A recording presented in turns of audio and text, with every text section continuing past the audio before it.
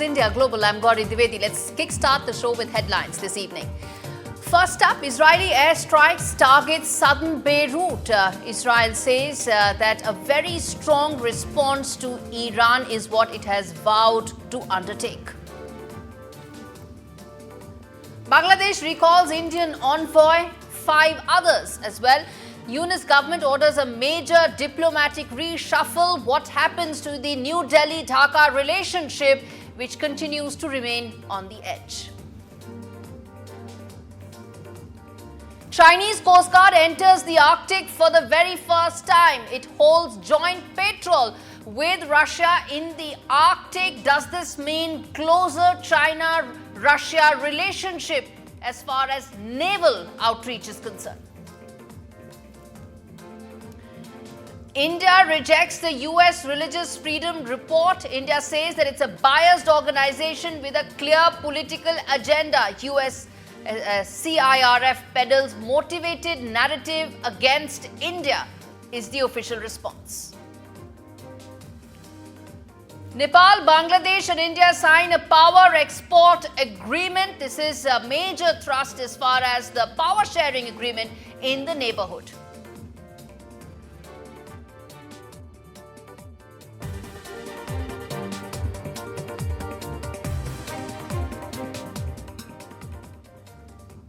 All right, the first story on the show that we are discussing is the latest as far as the India-Bangladesh relationship is concerned. Well, the Yunus government has recalled 5 envoys. That includes the envoy to India as well. It's a major diplomatic reshuffle that has been undertaken by the Yunus government. What does it mean as far as the India-Bangladesh relationship? Foreign Ministry ordered these 5 envoys to return to Bangladesh immediately. Some of the other countries where the High Commissioners have been asked to report back to Dhaka include Belgium, then there is Australia, Portugal, India of course, and US as well. So extremely important what happens as far as the India-Bangladesh relationship is concerned. More importantly, there's a word coming in from Bangladesh that the ongoing projects and the approved deals between India and Bangladesh will go on. So that the ongoing trade relationship, the ongoing economic relationship will not be impacted is a word coming in from Bangladesh. But how does this reshuffle impact what is really a very testing time for the India-Bangladesh relationship is our big focus right now. Okay, let's open this up for our experts this evening. Ayanjeet Sen joins us as well as Dr. Asif Iqbal as well. Okay, Dr. Iqbal, let me start with you. How do you read these diplomatic reshuffle that has been undertaken by the Yunus government? How significant do you think it is? Well, I think the foreign ministry ordering all these envoys to come back are from these countries where the diaspora is very strong. The Bangladeshi diaspora is very strong. And especially in Portugal, I remember that there has been a parliamentary committee as well, which is very strong and which is very, very engaging with the diaspora. And I feel that the ambassadors who are being looked at as, political appointees, though they were not. But since, these forced resignations, they raise a fundamental question. If the country is repeating the same old patterns of appointing loyalists, just as they did in the previous government. And moreover, the vibrant Bangladeshi community, which is integrated in Portugal, Portugal has formed its first 10-member parliamentary group. And there has been a lot of engagements with that particular group. It's the same with India also. There's a huge diaspora here and UK and Brussels. So there has been very strong, engagements in those countries. And I think this is an indirect evidence that the interim government is very much aware of the roles played by the diaspora. Because these are the professionals from academia, business, engineering, IT, medicine, even cybersecurity. And these non-resident Bangladeshis have formed many associations abroad with Bangladeshis as members. And many of these associations are divided along our national political lines. And choosing the right and the appropriate association to work will be a real challenge for the government. And that's the reason why the embassies and the ambassadors have been, rated to engage. Dr. Iqbal, okay. I know the point that you're making. You're saying that there's a powerful Bangladeshi diaspora in these countries, and because of that, their relationship with the existing government, how it's changed, and that's the reason why this reshuffle has happened. Okay, this is not a constitutionally elected, a democratically elected government. So to that extent, what normally the power transition happens after a democratic exercise, reshuffles do take place. But as I said, this is an interim government. Ideally, it should pave the way for elections, and some of this diplomatic reshuffle should happen then rather than happening now. Is that how you should read, or is that how one should read, Ayanjit Sen? Well, Ayanjit Sorry, Sen, yeah. Yeah, I would say that definitely, because at the end of the day, there's an interim government in place in Bangladesh. And from that perspective, whatever steps that they're taking, including getting ambassadors back to their countries from different, including India, now that's not something which lawfully, from that perspective, in their constitution, in the Bangladeshi constitution, it's clearly written that such a thing, this kind of appointments or this kind of stuff cannot be carried out by any interim administration, because at the end of the day, the Bangladeshi ambassador to India, Mustafizur Rahman, he had just 3 months left before his scheduled retirement, and suddenly they have been called back. Now, of course, these people have been termed as closer to the former Army League government, and they are going to be replaced by people who are going to push the agenda of the current interim government, and that too takes place at a time when it's a rocky age relationship. So I'll tell you what this means as far as how I read it here, which is that this may not be an interim government for a couple of months. 5th of August is when Sheikh Hasina fled Dhaka, and after that Yunus government it formed the government in 2 days' time, and it's almost now 2 months. The fact that it's now undertaking a diplomatic reshuffle indicates that they may be in for the long haul. So what happens to the democratic exercise, Dr. Iqbal? Talk to us about that, and then we come back and talk about the India-Dhaka relationship. But first, the fact that this indicates that it may be in for a long haul and it may not be just a couple of months. Well, what I feel is that, the previous government's romanticization of the Bangladeshis war of independence, even after 50 years, that was, by keeping the memory of the 1971 war alive, they reminded the nation of the great sacrifices made by their leaders. And I think the current party was identifying itself with the father's legacy. And one of the things is that they wanted to break that up and, wanted to see how, this whole thing, is changed, and this whole narrative is changed. And so that, people would understand that new government, even the interim government, has started taking some action. And a possibility of that particular, diplomatic missions influencing the people and the diaspora, because the diaspora is very much disturbed right now. I'm not asking about diaspora, Dr. Iqbal. I'm asking you about the fact that does the diplomatic reshuffle mean that this government could be in longer than the word interim normally indicates? That's my question. Well, there is a lot of pressure for them to perform on the elections and to see them that they are democratically held. Maybe this is a kind of an emergency, situation that they have taken over, so that some immediate, urgent measures have been taken over for the, Bangladeshis. That's what I feel. I wouldn't feel that, there is any indication yet about, the elections not happening in time, or they are not abiding by the international regulation. That is a promising fact. I can turn around and say that there are no indications that suggest that an election is actually taking place.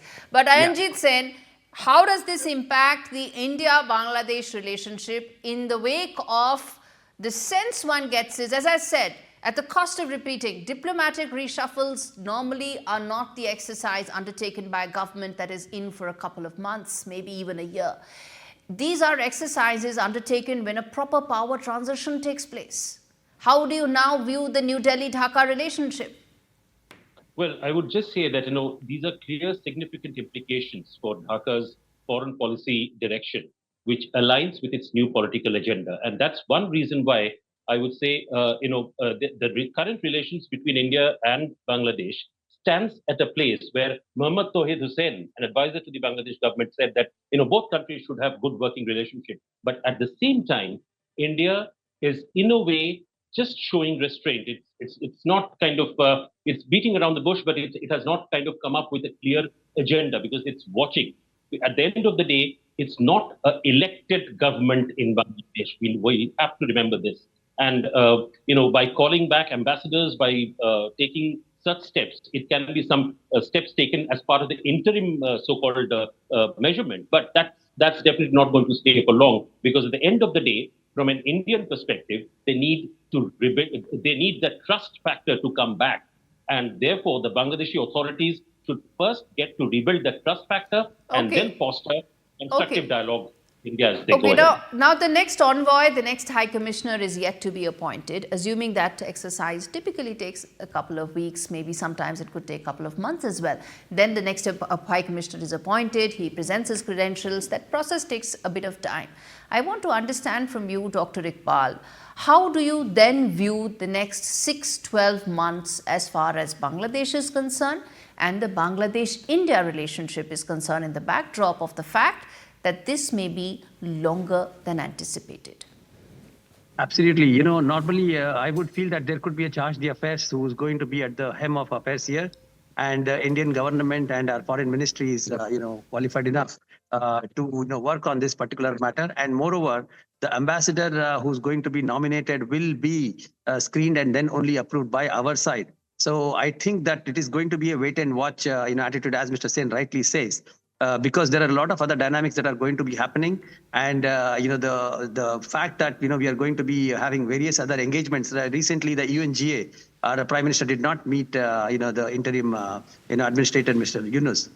So there are so many such things that are happening, and I believe that they have to take a call on how and what could be the final outcome of it, and it is going to take quite some time now. Yes. Especially with this anti-India's demonstrations and the narratives that are set by their government. Okay, let's leave it there. There are, as I said, 5 high commissioners of Bangladesh in separate countries that have now been recalled immediately. And I believe that this sets the path in terms of the longevity of the Yunus government more than what was being anticipated when the interim government came to power. And it is likely to have a bearing on its relationship with New Delhi. Thank you so much, gentlemen, for speaking to me on India Global. I'm going to slip into a very short break, come back and talk more about, well, the latest as far as Lebanon is concerned, and also what really is the big deal as far as the critical mineral partnership that India is all set to sign with US in Piyush Goyal's visit to US. Stay with us.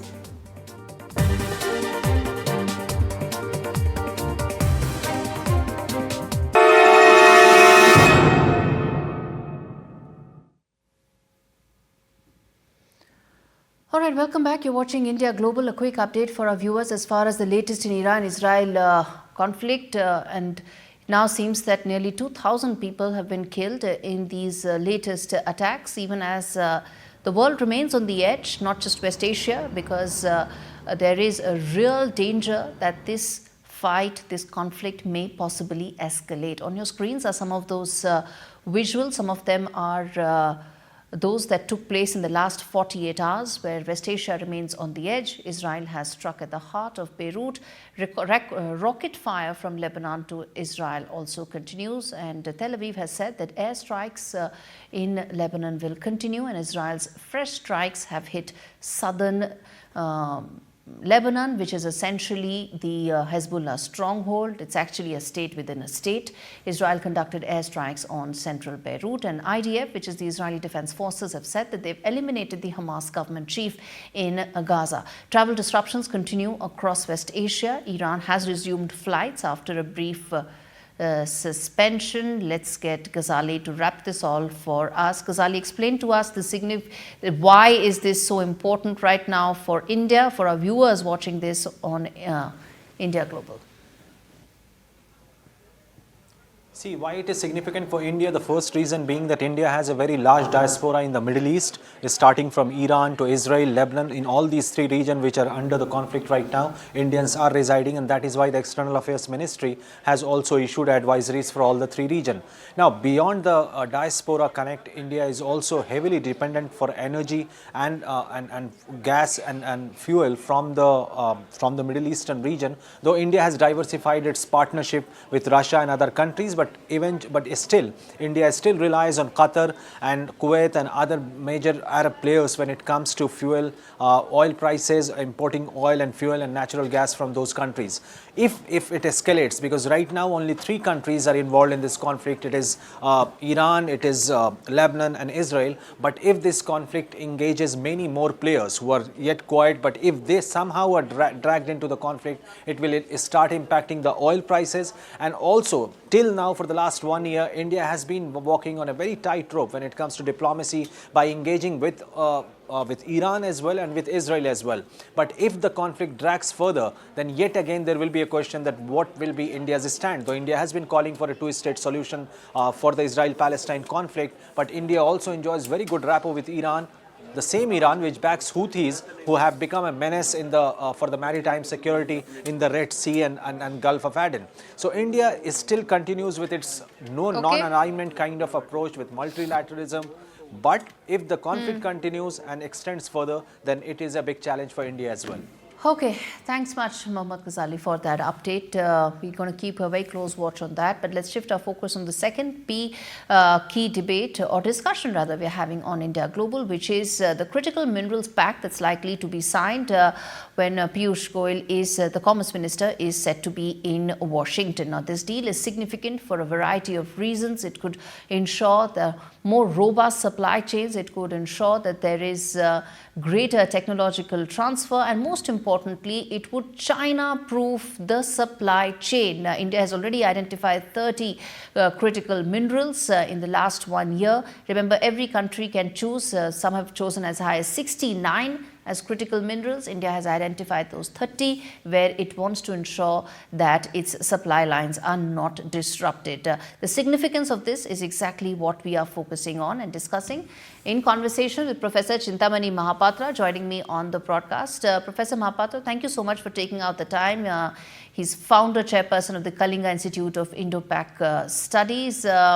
Sir, now this is an extremely significant pact that India will sign with US. Continuation, of course, of the deal and the broad agreement since last year. But the fact that it will be signed now, what is the significance? What does it pave the way for? Explain to our viewers, sir. Okay, the significance of this particular visit and signing of the agreement are the following. Number one, it is going to improve the trust factor in Indo-US relationship. Number two, it is very critical and important for India's future economic growth, which is dependent on technology, and large number of emerging technologies are dependent on the critical minerals. Now, out of 30 minerals that have been identified by India as critical, in the top 10, we are 100% dependent on other countries. And there are others where 50%, 90%, 60% dependence is there. So if you really want to become Atmanirbhar, then it is important that we must develop a kind of relationship with other countries so that we can ensure smooth, uninterrupted supply of critical minerals, which are important for our technological development in high-tech electronic system, in That's a very important point you made, that the 10 critical minerals, we are completely dependent for supply, for continuity of supply. And in the wake of any extra factors, our supply chains stand to get completely compromised. Now, talk to us, sir, that after signing this pact, where we'll have a certain visibility on the supply of these critical minerals, how does it change for our industries, whether it's electric vehicles, whether it's several others? Talk to us and explain how those industries stand to get impacted positively. No, there are three things. India has already joined what is known as the Mineral Supply Partnership with the United States. It is America-led. There are 14 countries. India joined last year. And the entire goal is going to facilitate supply, increase the supply of these critical minerals by sourcing it other than the concentrated areas like, for example, China. China happens to be a dominant supplier of many critical minerals, and now they're playing games. For example, there are two items like antimony. Antimony, they have put restrictions. They have. And now there are two other items like cobalt. They have produced so much that other countries are dissuaded from developing their own capability. So this is where these 14 member partner countries are going to leverage each other's complementary strength and ensure uninterrupted supply. So though this should be resilient. Professor Mahapatra, quickly, what you're saying is extremely important, and this has ramifications for our semiconductor ambitions as well. Explain to us briefly, sir, how much of a push it will be for our semiconductor aspirations. will be extremely important. Only recently, during our Prime Minister visit to Wilmington, when he met Joe Biden, the President of the United States, we signed an agreement where semiconductor fabrication plant is going to be established in India, and the chips is going to be sold to the American armed forces, the Allied armed forces, the Indian armed forces.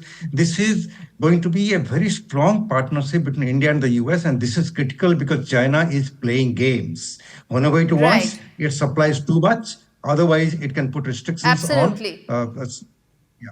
Absolutely. Professor Mahapatra, thank you so much for taking out the time, explaining to us the significance of that pact, which is set to be signed when Commerce Minister Piyush Goyal will be in Washington in the next 1 or 2 days.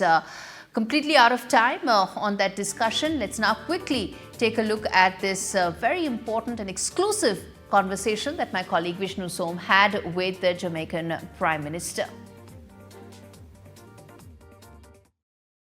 Prime Minister, I must ask you, since we are in a very difficult, challenging sort of situation around the world, you've seen what the situation in West Asia is.